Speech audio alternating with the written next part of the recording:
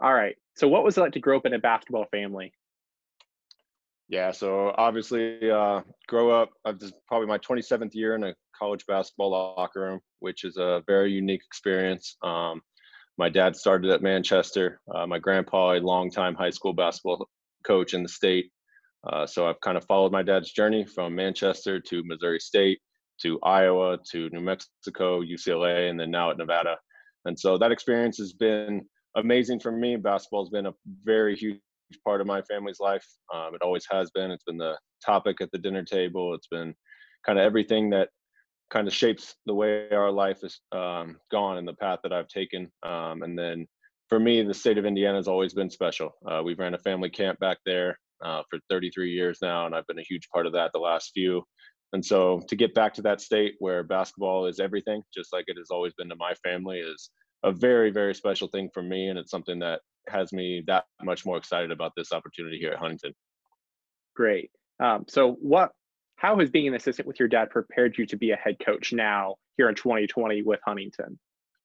Yeah, I think the experience that I've gotten at UCLA and Nevada on the staff has been it's been incredible, and I've learned everything from my dad. It's part of why I chose to be a walk-on. I wanted to have the opportunity to play under him and then coach beneath him because I felt like that would prepare me best to be a coach. It's always been my dream to be a head coach, especially at the collegiate level.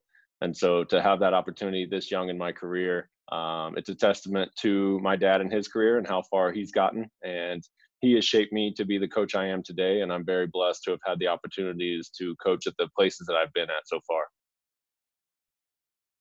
Okay. So what kind of play can we expect from the Foresters this winter? Yeah, so it's obviously going to depend on the roster. I know a lot about the pieces, and then we probably need to get a couple more recruits here in the late signing period. But I like to play fast. We like to push the ball up tempo. It's going to be fun to watch and a fun system to play in for recruits. I'm an analytical guy. I like to make data-driven decisions, and so we are going to get a ton of three-pointers up. We're going to try to get highly efficient shots. We are going to move the ball.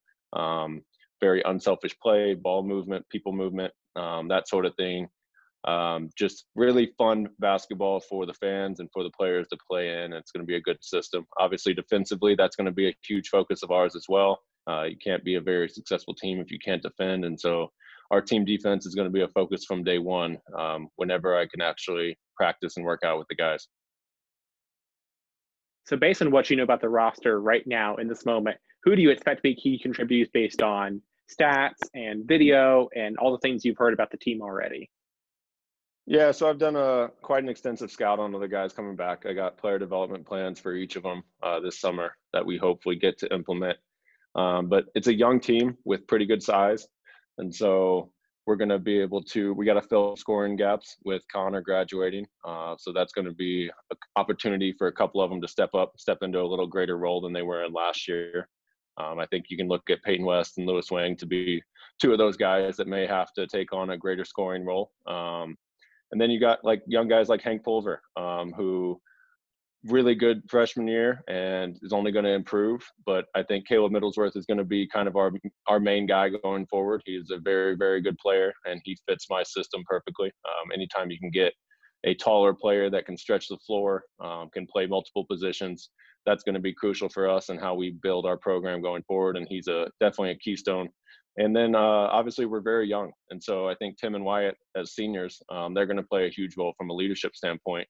And we're going to have to be able to rally together around a new coach and a new team and see what we can do here in year one.